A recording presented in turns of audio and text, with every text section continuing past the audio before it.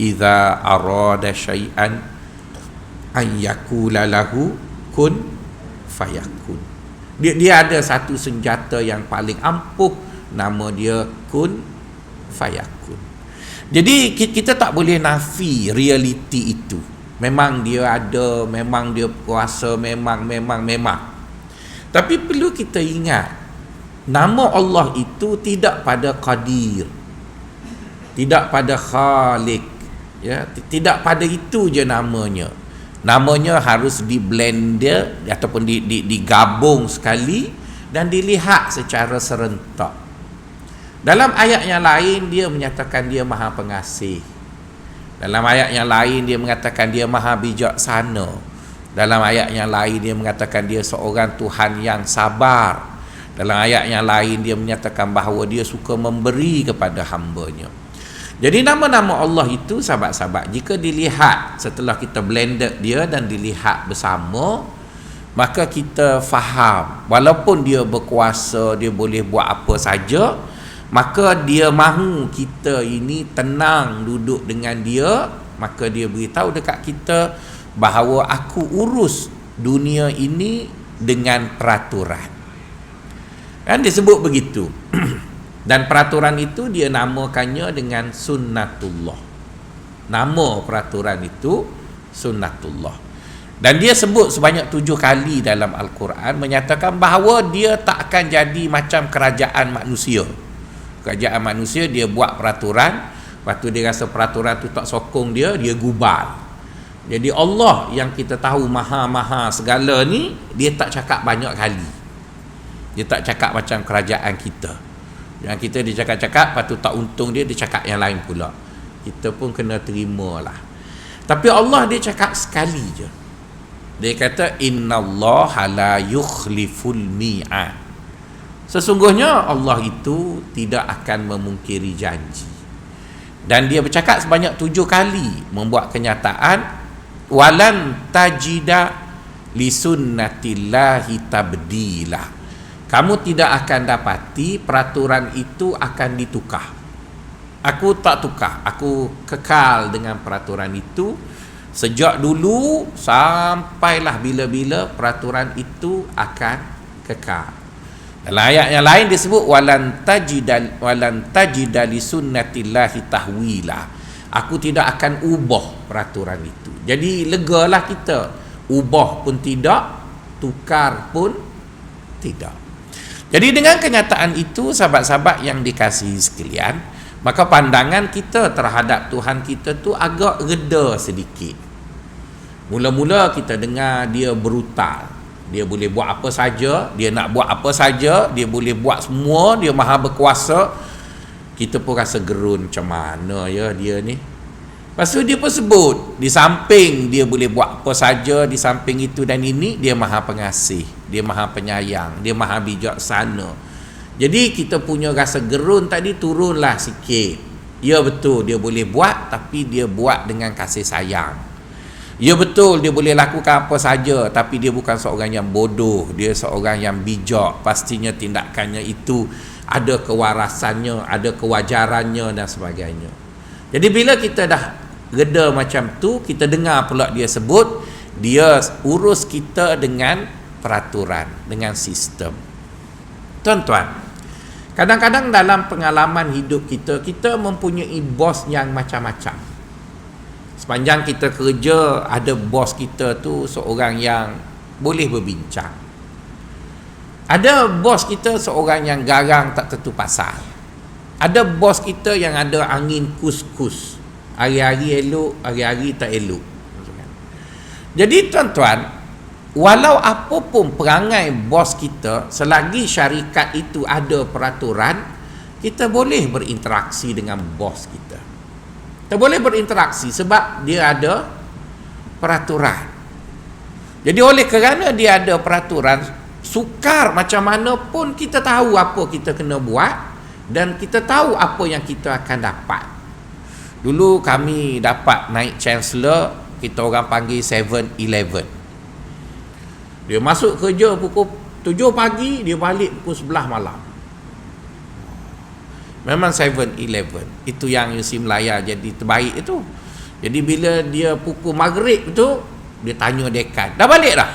Tak balik lagi. Jadi dekan tak balik lagi, dekan parking kat pintu nak keluar Akademi Islam. Kita pun takut nak balik. Jadi kita boleh bosnya macam tu. Dia kena stroke, keluar je hospital terus pergi pejabat, tuan-tuan, walaupun dapat cuti 3 bulan. Kata bengong punya bos.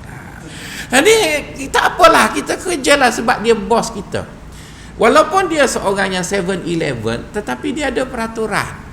Kamu kena buat macam ni. Jadi bila kita nak balik pun kita tak adalah takut sebab ada peraturan. Cuma kerana dia tak ada anak, bini dia pun tak sihat, dia duduklah pejabat, tu masalah dia. Kita ada anak kan. Jadi maksudnya kita ada peraturan, walaupun dia gila kerja macam mana pun, ada peraturan, kita tak takut. Yang kita takut ialah tak ada peraturan, dia langgar, dia apa. Jadi oleh kerana Tuhan yang kita sembah tu boleh buat apa saja, dan dia pun urus kita menggunakan peraturan. Dan saya tak mampu untuk menyebut peraturan itu kerana ada 200 lebih. Kalau sebut pula tak habislah ikam. Betul kan? Saya sebut salah satunya daripada peraturan alam yang Allah sebut dan dia urus kita ni, salah satunya dia panggil kanun sebab akibat. Kanun sebab akibat. Di mana dalam Quran tuan-tuan akan jumpa penyataan tentang kanun ini disebut 2 kali. 2 kali dalam satu kenyataan.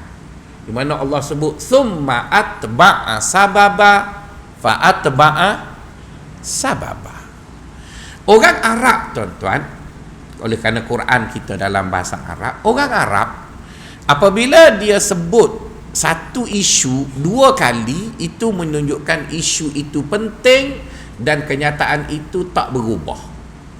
Itu kalau tuan-tuan jumpa dalam Quran. Misalnya bila Allah nak sebut tentang kiamat, Allah sengaja menamakan kiamat itu dengan huruf qalqalah kubra. Lepas tu dia sebut 2 kali, tuan-tuan. Al-haqqah. Dia boleh je sebut al-hasih, tapi tak jadi, tuan-tuan.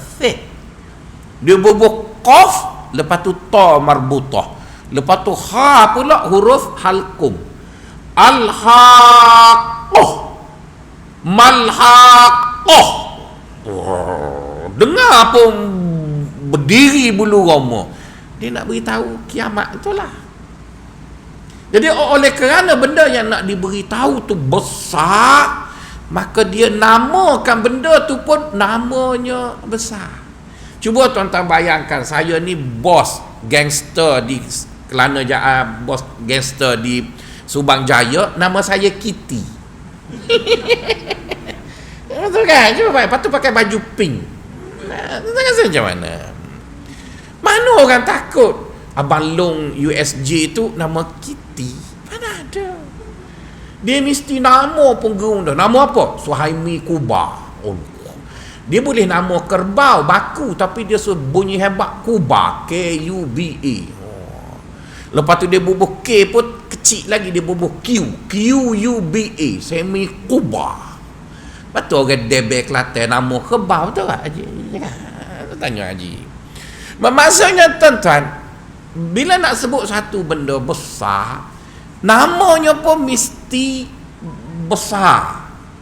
Nak nama tu kena mesti besar. Jadi bila dia besar, cuba tuan-tuan tengok dalam Quran, dia akan sebut 2 kali. Al-haqqah, mal-haqqah.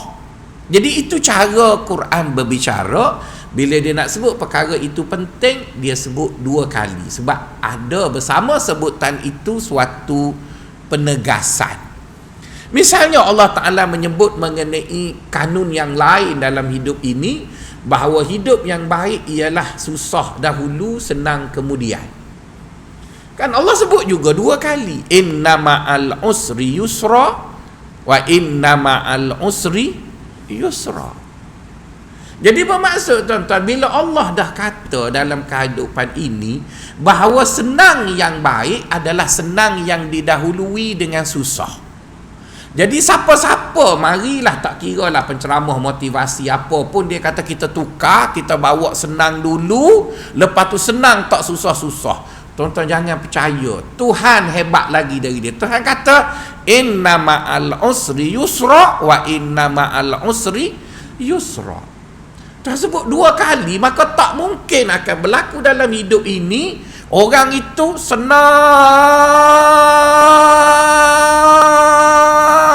Tak ada, tuan-tuan. Tak ada. Dia hanya ada 2 je kebarangkalian. Susah, kemudian senang, senang, kemudian susah. Dia tak ada kebarangkalian susah ataupun senang. Kalau ada, saya sebagai orang yang percaya dengan Quran, saya tak percaya, tuan-tuan. Yang saya percaya hanya ada 2 versi je.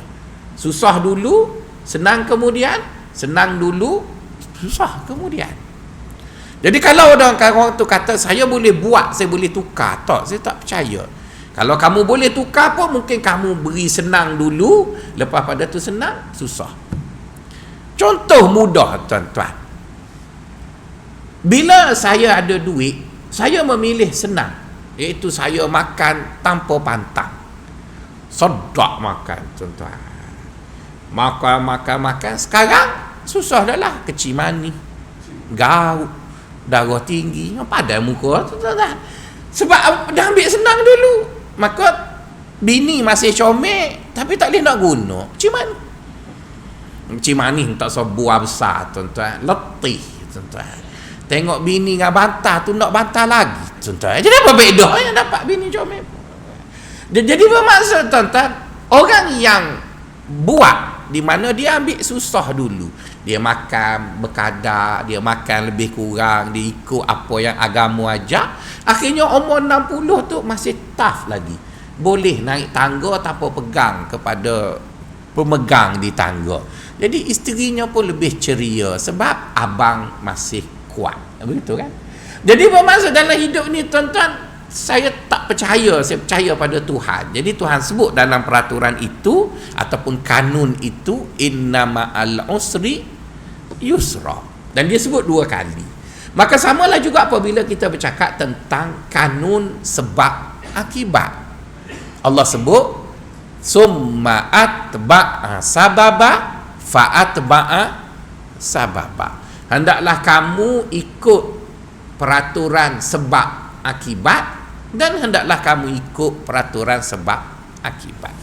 Okey, apabila tuan-tuan dah faham macam tu, maka apa yang ingin dinyatakan oleh Tuan Syekh dalam konteks bicara ini, maka Tuan Syekh mengatakan bahawa berlaku sedikit kekeliruan di kalangan kita tentang kanun itu, tentang kanun sebab akibat, di mana kanun sebab akibat Allah buat untuk manusia berusaha dalam dimensi dia.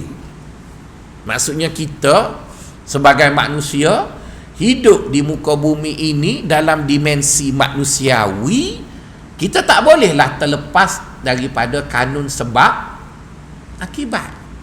Tapi jangan kita ingat Allah juga terikat dengan sebab akibat. Itu yang jadi silap itu, tuan-tuan.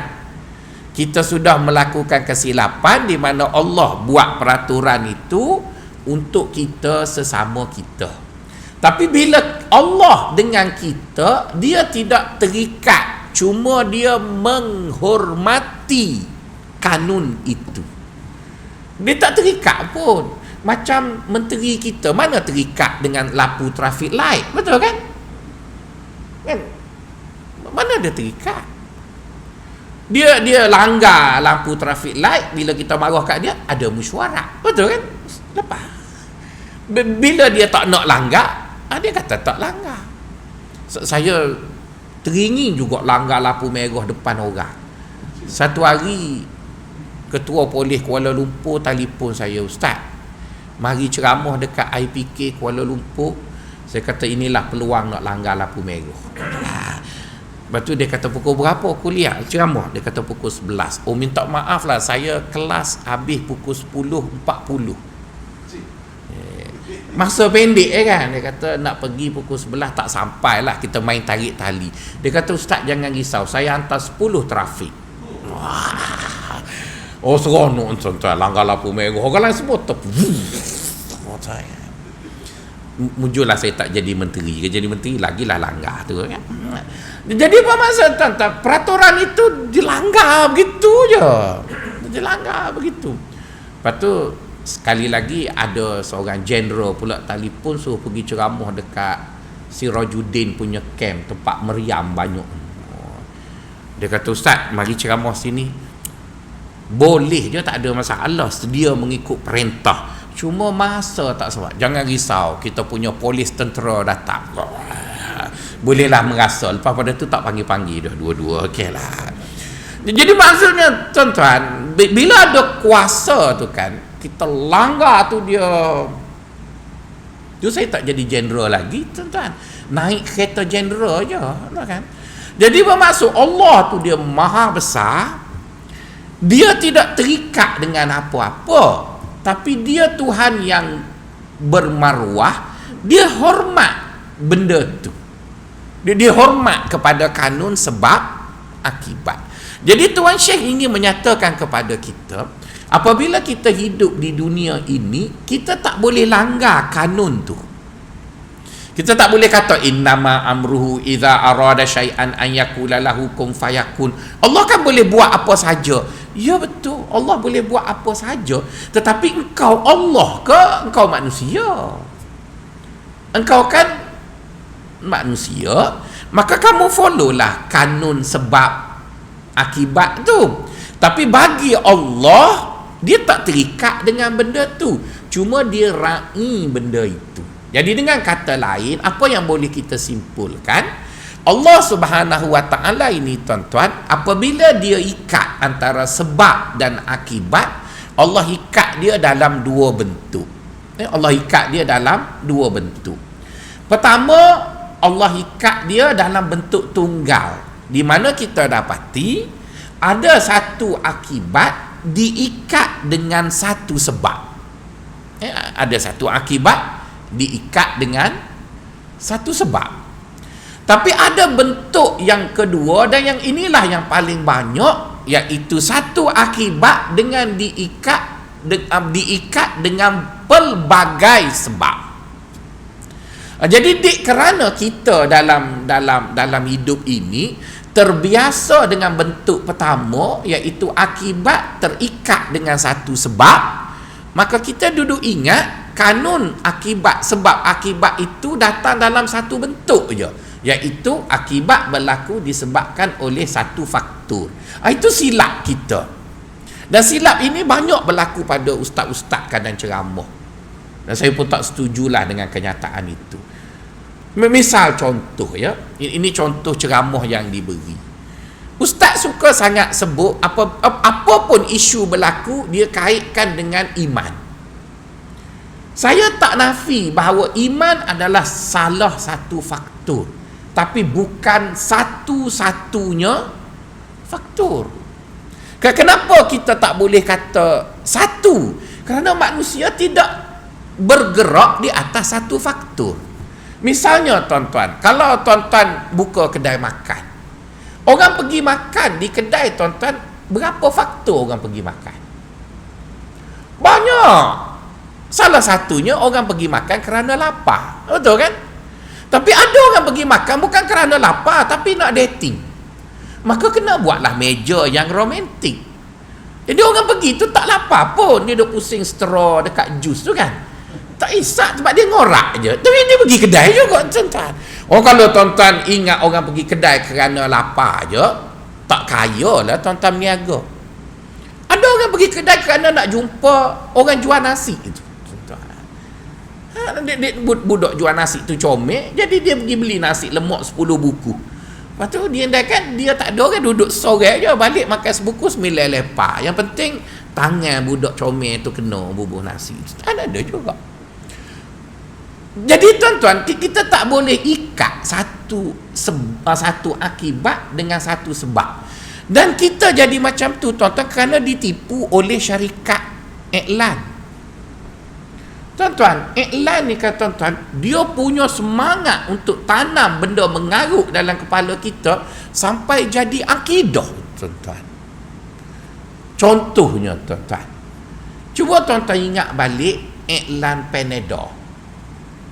Kan Panadol, Panadol itu sebelum iklan sekarang iklan terakhir dia kata, anda ingat saya ada masa untuk sakit kepala, fast Panadol fast ke apa benda, saya tak tahulah, saya tak makan Panadol. Jadi bermaksud sebelum itu iklan agak lama juga ialah seorang nyonya Melaka. Dia kerjanya buat selipar bubuh manik itu. Jadi nyonya tu jahit selipar tu daripada muda sampai tua. Maka dia kata, saya mempercayainya secara turun-temurun, Panadol menghilangkan sakit kepala. Maksudnya dia beritahu bahawa nyonya ni daripada muda dia sakit kepala, dia makan Panadol sampai dia tua, dia pasti percaya dengan Panadol. Jadi kita duk tengok iklan Panadol. Lama-lama kita pun percaya bahawa Panadol menghilangkan sakit kepala. Sebenarnya tanyalah saintifik, tak betul. Panadol bukan menghilangkan sakit kepala. Yang menghilangkan sakit kepala paracetamol. Panadol itu brand. Panadol itu brand kepada ubat paracetamol. Sedangkan Panadol itu ada banyak lagi produk di bawahnya. Ubat batuk pun ada, ubat itu. Jadi kerana dia jual benda karut dekat kita, kita pun terima. Pergi kat kedai, ada Panadol tak? Maka kita pergi, Panadol habis, tapi paracetamol ada. Kita pun dah sakit kepala, Panadol habis, ambil ubat ni cik, tak nak, saya nak makan Panadol sebab saya sakit kepala. Yang tu pun hilang kau sakit kepala, tuan-tuan. Tapi di syarikat tu keliru kita pun semua keliru. Cuba tengok Nestle, dia iklan Milo. Tuan-tuan kecil lagi, sekarang tuan-tuan dah ada cucu kecil, masih tuan-tuan percaya iklan itu ialah nak minum Koko kena minum Milo. Sebenarnya bukan minum Milo, minum koko.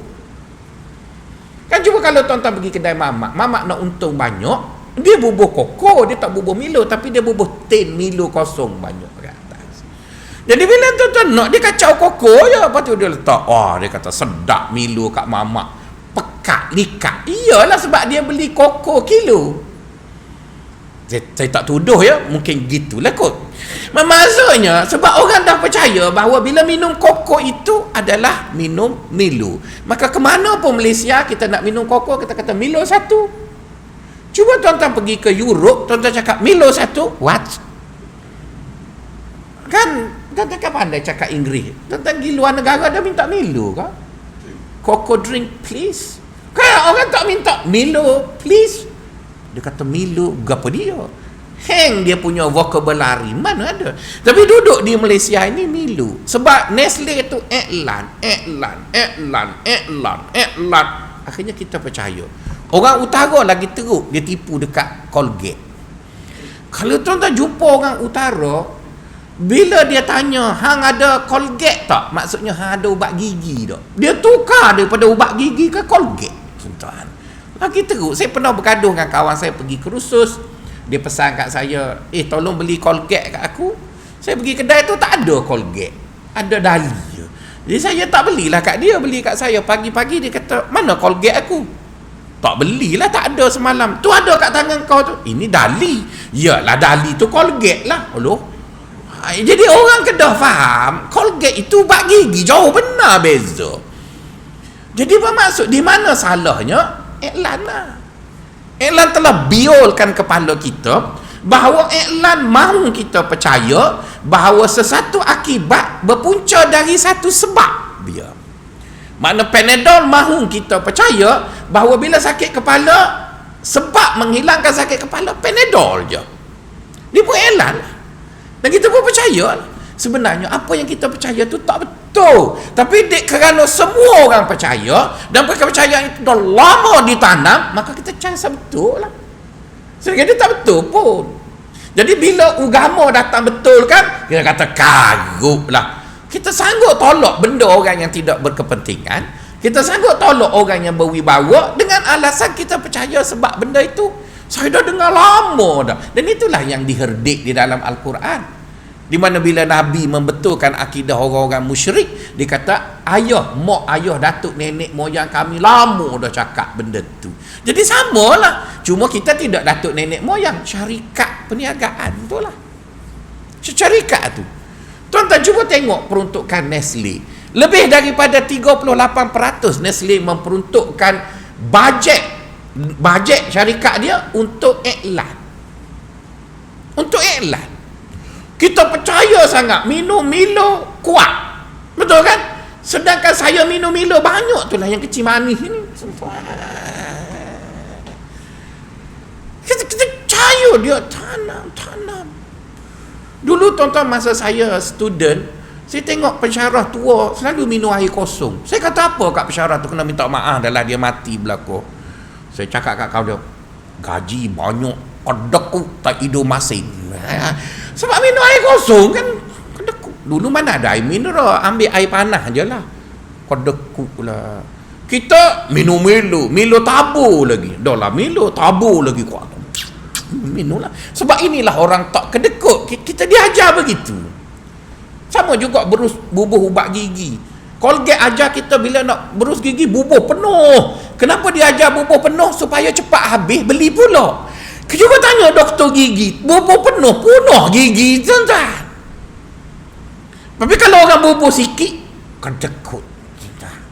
Dia biarkan kepala kita punah ranah dengan syarikat tu, tuan-tuan. Jadi kita sekarang, kita nak buat macam mana? Kita taklah nak saman dia sebab kita percaya kat dia, siapa suruh. Dia yang penting beritahu je lah. Jadi sekarang agama datang, dia kata kita mesti terikat dengan sebab akibat. Ya, kita terikat lah. Tapi agama nak beritahu ada dua type hubungan sebab dan akibat. Ada satu jenis di mana sebab itu satu dikaitkan dengan akibat. Ada macam tu, tak boleh nafi. Tapi yang banyaknya ialah akibat itu berkait dengan banyak sebab. Jadi bila kita dah faham macam tu, tuan-tuan, maka kegagalan kita mengenal pasti hubungan di antara akibat dengan satu sebab, itulah yang menjadikan kita tak percaya tu. Sekarang tuan-tuan, dalam masjid ni ramai orang berniaga. Ramai orang berniaga. Ada yang tanam durian, ada yang berniaga itu, berniaga ni. Cuba tanya dia, ada tak apa yang dia sebut miracle sepanjang dia usahakan? Kita ada datuk yang tanam durian. Saya berbual dengan dia sekali je, dia sebut begitu, ada kala jadi begini. Lain, tuan-tuan. Orang lain pula. Tuan-tuan pernah dengar, dulu saya tak percaya bahawa ada orang sembelih kambing yang dia sembelih tu ada berbau, ada tak berbau. Logiknya tak datang, tapi itulah yang kita jumpa, tuan-tuan. Tuan-tuan nak nafi ke? Mana ada hadis. Bukan soal hadis, soal benda itu jadi gitu. Ada orang sembelih, kita makan sedap je daging kambing tu. Ada orang sembelih, nak kata kebetulan, bukan sekali, berkali-kali. Jadi itu menunjukkan kepada kita mesti ada jawapan di sebalik fenomena itu. Mesti ada jawapan. Jadi oleh kerana itu, tuan-tuan, mari kita tengok kepada Al-Quran dan juga hadis. Misalnya kita bercakap pasal rezeki. Kalau tuan-tuan tanya pakar ekonomi, orang ekonomi kata nak dapat rezeki kena usaha. Dan untuk mentafsirkan usaha mesti terikat dengan 3 teori. Teori pertama ialah demand and supplier. Betul kan? Teori kedua ialah begini. Teori ketiga begitulah. Saya tak tahulah nak ulas, saya bukan pakar ekonominya. Jadi itu tafsiran orang ekonomi. Tapi kalau tuan-tuan mari masjid, tuan-tuan tanya saya, Ustaz, rezeki ni dia ikat dengan berapa? Saya kata rezeki diikat dengan 13 sebab. Allah, banyaknya. Dah tanya saya mana ketahu banyak sikit. Dalam Quran dan hadis Nabi sebut 13 faktor ataupun 13 perkara yang Allah ikat dengan rezeki. Jadi bila dia ikat rezeki kita dengan 13 benda tadi, apa jadi tanggungjawab kita?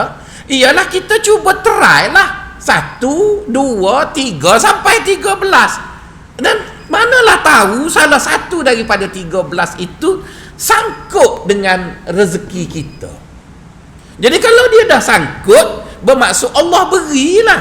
Tapi Allah tak tetap yang mana dari 13 itu untuk kita. Tapi ada orang, dia buat satu, dah menjadi. Itu dia. Kita mesti kalau macam tu tak. Kita carilah lagi. Misalnya dalam surah Nuh, Allah kata, aku ikat rezeki itu dengan istighfar. Faqultu astaghfiru rabbakum innahu kana ghaffara yursilis samaa alaikum midrara wa yumdidkum bi amwalin wa banina wa yaj'al lakum jannatin wa yaj'al lakum anhara. Jadi tuan-tuan tanya pakai ekonomi, boleh kau ustaz, datuk ataupun prof, istighfar boleh jadi kaya? Oh, dia kata tak ada, saya buat literature review tak jumpa artikel yang mengatakan itu dia. Tuan-tuan tak percaya ke Quran kan dia cakap. Jadi kalau tuan-tuan rasa saya tak nak percayalah Quran sebab pakai ekonomi kata tak ada, kamu pergilah. Tuan-tuan, adakah semua orang yang ikut pakai ekonomi kaya? Tak juga tuan-tuan. Malah profesor tu pun tak kaya-kaya, dia adalah profesor ekonomi. Jadi bermaksud tuan-tuan, dalam hidup ini kita jangan ikat satu benda dengan satu benda je. Boleh tak kita anggap kita ini mencari mencari keserasian dari pelbagai perkara yang Allah Ta'ala letak. Dari pelbagai perkara yang Allah Ta'ala letak. Jadi sebab itu setiap pakar apabila dia bercakap dalam apa yang dia tahu. Tetapi dia perlu sedar masih banyak perkara yang dia tak tahu. Jadi bila tuan-tuan ingin mencari penyelesaian kepada satu perkara, tuan-tuan janganlah terikat dengan satu perkara. Jadi misalnya tuan-tuan sakit kepala, saya tidak nafi bahawa paracetamol boleh menghilangkan sakit kepala. Tapi saya tak nak percaya bahawa hanya paracetamol menghilangkan sakit kepala. Kita mengakui ada hubungan antara hilang sakit kepala dengan paracetamol. Tapi kalau tuan-tuan mengatakan hanya paracetamol menghilangkan sakit kepala, bermaksud tidak akan berlaku gejala di mana orang makan paracetamol tapi tak hilang. Sedangkan kita jumpa dengan orang migraine, dia sakit kepala, dia pakai paracetamol dah 18 biji dah, nak separuh mati, tak hilang lagi. Ataupun orang yang kena tuduh ambil rasuah, betul kan? Orang pun desak dia supaya disiasat, cuba bagi kat dia paracetamol, tak hilang, tuan-tuan. Saya tak maksud siapa-siapa ya. Maksudnya tuan-tuan, sakit kepala tu dia tak semesti paracetamol, tapi adalah paracetamol salah satu. Jadi tiba-tiba ada orang ajar tuan-tuan, ustaz tu kata ataupun Haji Anwar kata, saya belajar dengan ustaz itu, kalau kita sakit kepala letak tangan atas kepala, selawat syifa 21 kali. Kita pun baca kan, Allahumma salli ala Muhammad tibbil qulubi wa, kita baca-baca. Oh, mengaruh. Ada kajian saintifik juga telah diperakui oleh LSS. Allah. Takkanlah syarikat Sirim je yang mengesahkan semua benda. Ada benda yang tak perlu pergi kat Sirim. Tuan-tuan kahwin dengan bini tuan-tuan bawa ke dia Sirim, tak perlu bawa tuan-tuan, betul kan? Maksudnya ada benda Sirim lah. Ada benda takkanlah semua kena kajian saintifik. Ada benda-benda yang kita tak perlu pada kajian saintifik, kita perlu kepada kepercayaan yang kita percaya. Jadi bermaksud, saya tak nafi paracetamol hilang sakit kepala, tapi tuan-tuan juga tak boleh nafi selawat juga menghilangkan sakit kepala. Buat begini menghilangkan sakit kepala. Jadi sekarang bila tuan-tuan sakit, tuan-tuan makanlah paracetamol. Tapi kalau paracetamol tak ada, ataupun tuan-tuan tak nak makan paracetamol sebab buah pinggang dah nak rosak dah, duk asyik makan paracetamol, apa salahnya tuan-tuan cuba selawat? Apa salahnya tuan-tuan buat begini? Jadi bermaksud kita tidak mengikat satu-satu gejala dengan satu-satu sebab. Kenapa? Kerana kita percaya Allah boleh beri impak kepada satu-satu perkara dari sebab yang berbeza. Tapi sebab itu tetap adalah, cuma cara dia beri ataupun sebab itu diikat dengan sebab yang berbeza. Dulu tuan-tuan, saya belajarlah buat perancangan program, buat perancangan projek, pergi kursus nak buat paper, mana wang masuk, punca masuk. Begitulah saya tuan-tuan pun belajar dalam ilmu perdagangan masa kita tingkatan 3 dulu. Lepas tu pergi universiti, kursus lagi dan sebagainya. Jadi berasaskan kepada kursus itu tuan-tuan, saya tak berani nak buat projek amal sebab dia tak ada tang wang masuk tu.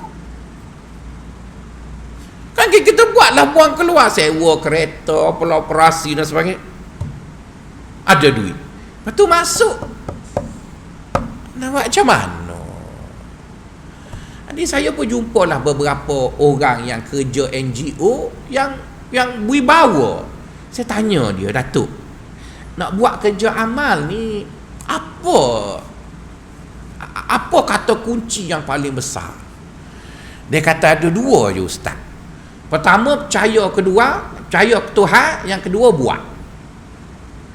Lepas tu paper tahu apa ke paper tu, dia kata buat niat yang betul, lepas tu buat lah. Ya ke Datuk? Dia kata ustaz kan ngajau kan, tak percaya ke? Ya. Jadi tuan-tuan, ilmu yang diajar tu, pengurusan kena tu kena ni kan, betul saya tak nafi ilmu tu, tapi dengan sebab ilmu tu lah sampai masa tu saya tak boleh nak buat lagi ya. Mencari duit mana tuan-tuan? Saya bukan kerajaan. Tu saya kata cubalah, apa salahnya? Saya pun kumpul-kumpul duit yang ada, coba. Bila dah buat tu kan tuan-tuan, duit tu dia mari tuan-tuan. Dia mari. Tak masuk. Tapi kalau orang tanya bajetnya macam mana, tak tahu. Cuba dia mari, bagaimana dia mari, saya pun tak tahu. Tapi dia marilah tuan-tuan. Dia mari. Ada satu kali saya pergi ke Pasar Borong Selangor tu, beli barang-barang nak tu. Lepas tu Cina tu tanya, beli apa banyak sangat, you berniaga ke? Tak berniaga, saya bagi budak-budak miskin makan.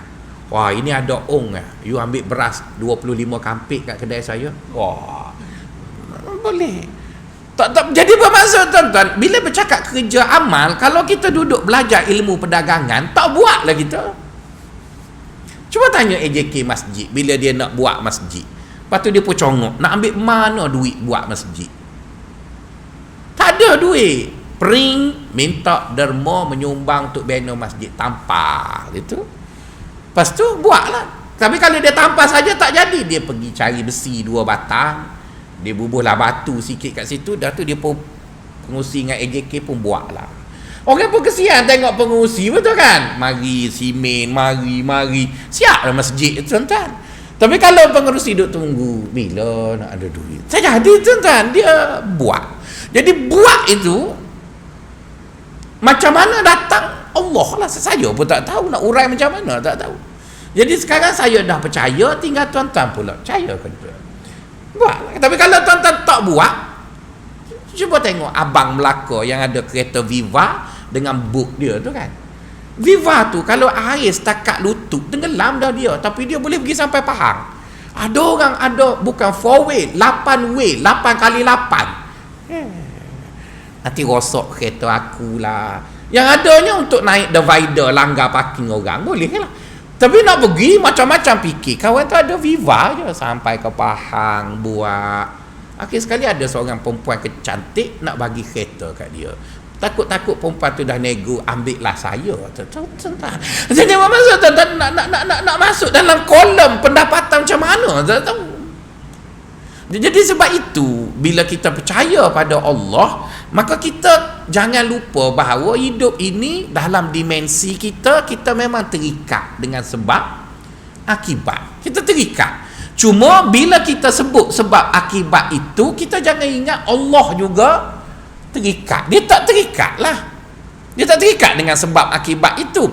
Tetapi kita kena ingat, Allah lazimnya menjadikan setiap akibat itu puncanya bukan satu. Tuan-tuan, kalau tuan-tuan baca sejarah Islam kan, punca orang Islam ni tak dapat bantuan Allah kadang-kadang tak masuk akal, tuan-tuan. Tapi dah dia kata begitu.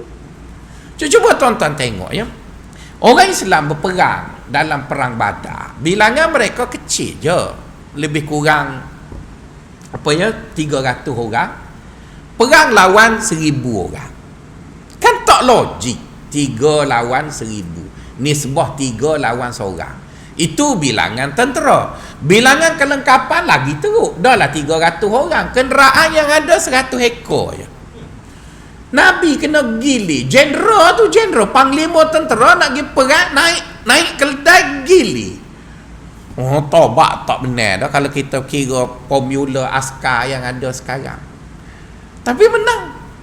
Mari perang Uhud pula, orang Islam yang berperang dah naik sampai 3,000, ramai. Orang yang musuh ramai lagi lah. Tapi kerana yang engkar perintah Nabi 1.6% je. Kan orang yang memanah tu, yang duduk atas bukit tu 50 orang je. 3,000 bagi 100 kali dengan 50. Betul kan? Keluarlah 1.6%. 1.6% je tak dengar kata, habis kalah, tuan-tuan. Habis kalah.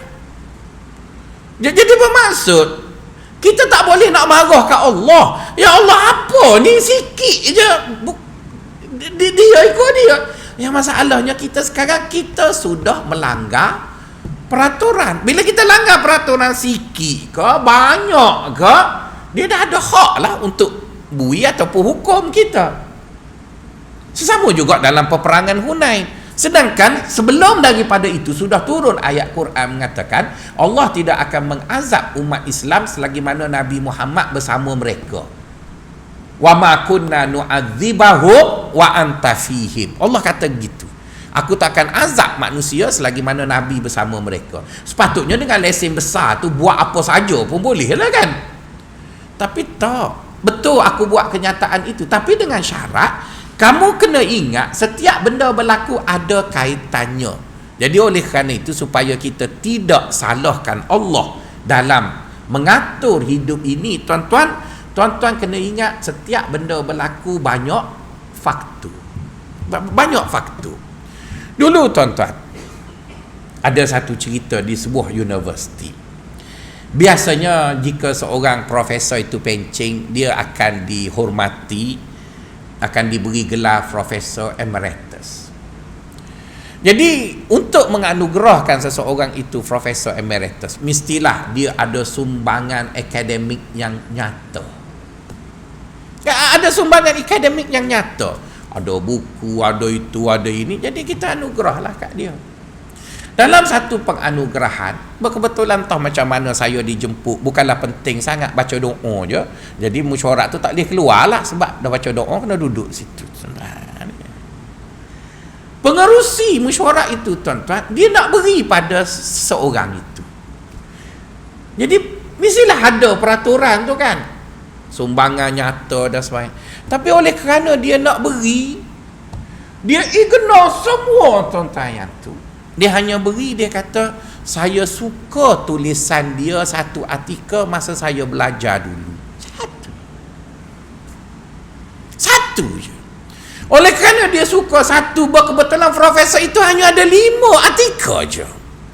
Boleh emeritus tuan-tuan. Ada orang tulis bergulung-gulung tuan-tuan, pencing dengan cik gitu ya tuan-tuan. Dia pencing gitu ya. Ada seorang kawan saya, dia handsome lah dari saya, beruntung dia. Oleh kerana dia handsome, seorang kerabat sultan itu suka dengan dia, suara sedap.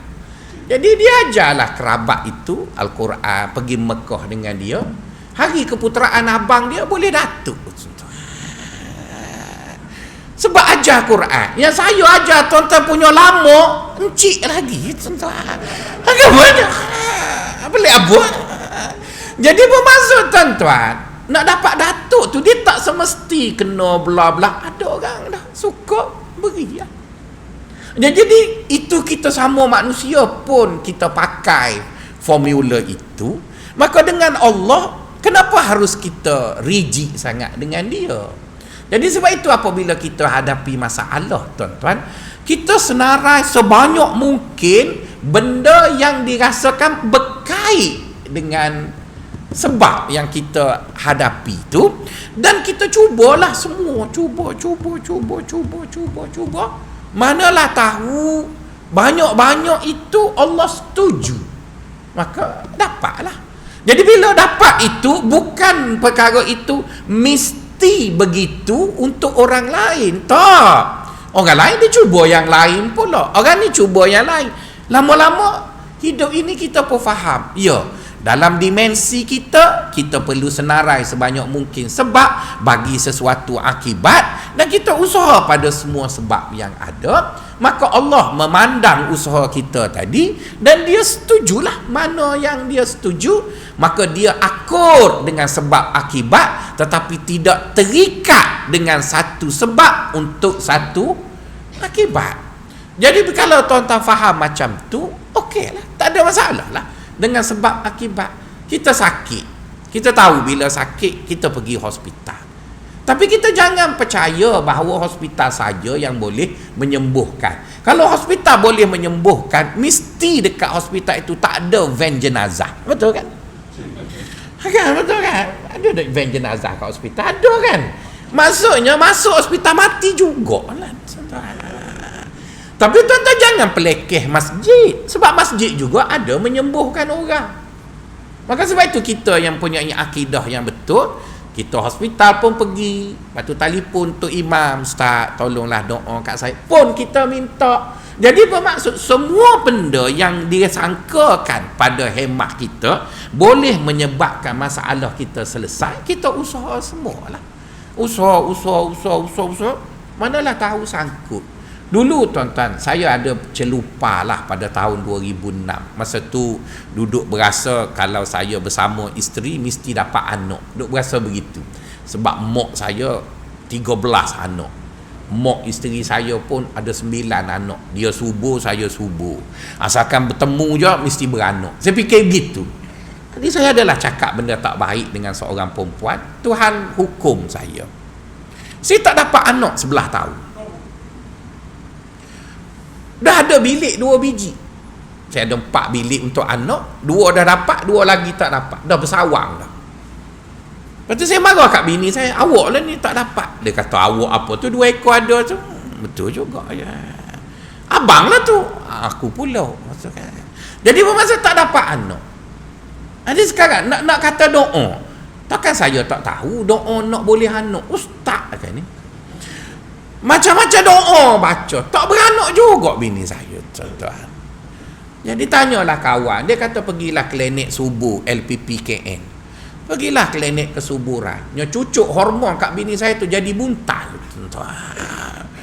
Lepas tu dia suruh saya makan. Itu yang jadi kecil manis, dia suruh makan benda berkhasiat, makan daging, makan cheese, kok makan, nak suruh kononnya pekat. Tak jadi juga, tuan-tuan. Jadi tuan-tuan doa buat tak jadi, obat makan tak jadi, kerak Allah malam Jumaat je sunat, hak lain wajib tuan-tuan, tak jadi juga. Tengok style mengiri, menganai akak lambung, semua buat tak jadi tuan-tuan. Anak macam mana? Anak tu kan Tuhan beri. Takkan Tuhan tak beri kat ustaz atau kan tok guru tasawuf, tapi dia tak nak beri. Nak kata macam mana? Jadi saya kata macam mana? Minta tolong kawan. Cuma idea yang satu lagi tu saya tak ambil lah. Ramai orang kata Allah payah apa ustaz cari ibu lagi. Yang tu tak buat lah. Yang lain tu cuba berlaku. Cuba. Jadi saya pun senarai kat mana lagi ya yang tak buat. Ada satu senarai akhir sekali saya tak buat, iaitu minta doa dengan anak murid. Rasa malu lah kan kita tok guru minta dengan anak murid. Saya kata tak boleh dah, saya tak boleh dah, tak malu. Sebab tak dapat dah ni. Yang lain semua minta doa dengan tok guru hebat-hebat tu okey lah. Ni nak minta doa dengan anak murid. Dia akhirnya saya kata kalau saya tak guna yang ni, saya tak dapat. Sedangkan saya tak dapat lah offer. Nabi sebut siapa ada 2 orang anak perempuan, dia jaga dengan baik, dia masuk syurga. Saya berada seorang, saya naklah seorang lagi. Betul kan, nak dapat offer tu. Jadi saya pun beritahulah dalam kelas, puan-puan kalau puan-puan pergi umrah jangan lupa doa ustaz. Ada seorang makcik, nama dia Makcik Salmah. Kebetulan anak dia pegawai kanan Air Asia. Bolehlah pergi umrah setahun sekali. Dia kata, ustaz, dia nangis-nangis. Jangan risau ustaz. Minggu depan makcik pergi Mekah. Makcik akan doa depan Kaabah supaya ustaz dapat anak 2 orang. Jadi terima kasih makcik, terima kasih sangat. Lepas tu dia nak pergi Mekah tu, dia tunjuk kat saya pisang ke batu kembar, dia bawa pergi Mekah, tuan-tuan. Orang tua kan dia bawa pisang ke batu kembar. Dia kata ni saya dah bawa pisang ni ustaz, saya nak pergi Mekah, dia putih lagi ni, saya nak doa depan Allah pada pisang ni. Nanti balik ustaz buat pengak lah. Dia bawa tuan-tuan pergi, saya tengok pisang tuan-tuan. Dia pergi. Dia balik Mekah dah lebu dah lah, tapi oleh kerana dia pisang ke batu. Pisang batu sini orang panggil pisang apa ya? Pisang abu ke apa benda ya? Bukan kan ya? Pisang ke batu tu lah yang buat goreng pisang sedap tu. Jadi dia bawa nak pergi Mekah tu putih lagi. Dia balik tu dah 2 minggu lembek dah lah. Dia kata ini mahal ustaz ni, saya renjis air zam-zam lagi doa. Ustaz makan. Jadi tuan-tuan, saya dah nak cakap macam mana dah, yang lain suap belaka dah. LPPKN pun klinik swasta habis banyak dah lah sebab anak-anak ni. Balik rumah bini kata pisang mana buruk mana ni, kata ambil ni Mekah ni. Jadi baliklah potong buat pengat makan. 2 minggu lepas tu tuan-tuan boleh anak. Jadi nak sebutnya tuan-tuan, apa yang saya nak sebut ialah kita jangan remehkan apa saja sebab. Itu je. Dengan Allah pun kita minta, ubat pun kita makan yang tu. Jadi itulah yang saya belajar dalam tasawufnya. Perbuatan Allah tidak terikat dengan satu sebab. Tetapi kita sebagai manusia terikatlah dengan sebab akibat tadi. Jadi rugilah kita dalam hidup ini bila kita dah cuba satu sebab kepada satu akibat, bila tak menjadi kita dok pulun pada sebab tu juga. Tak payah pulun lah. Maksudnya misalnya orang tu dia nak jadi Perdana Menteri misalnya. Jadi kita tanya dia buat apa jadi Perdana Menteri? Nak membantu rakyat. Jadi dia dah pulun 28 tahun sampai masuk penjara tak jadi juga. Tak payahlah. Pergi bidang lain lah pula. Kau awak nak apa yang nak juga benda tu. Kalau awak nak membantu rakyat tak semesti dalam bidang itu, banyak lagi bidang lain. Jadi yang masalah kita ni, kita percaya kepada satu sebab di mana hanya sebab itulah pada hemat kita akan jadi benda tu. Maka itu yang menjadikan kita kecewa tu tuan-tuan. Jadi itu yang disebut oleh Tuan Syekh jalla hukmal azali an yundafu ilal ilali, iaitu maha suci ketentuan Allah itu untuk diikat dengan mana-mana sebab. Allah tidak terikat untuk ikat. Dia nak beri satu benda dengan satu-satu sebab yang khusus. Sebaliknya kita sebagai manusia yang ilmu kita terbatas, kita senaraikan segala sebab yang memungkinkan kita dapat benda tadi. Walaupun kita rasa mungkin ianya remeh, maka kita senaraikannya, maka kita cuba, Allah pandang, maka Allah akan beri. Kadang-kadang minta anak-anak doakan, jumpa orang miskin doakan. Benda tu puan-puan bukanlah suatu perkara yang remeh, kerana Allah tidak terikat dengan satu sebab sahaja. Nampak tuan-tuan dah faham? Bolehlah kita sarapan. Assalamualaikum warahmatullahi wabarakatuh.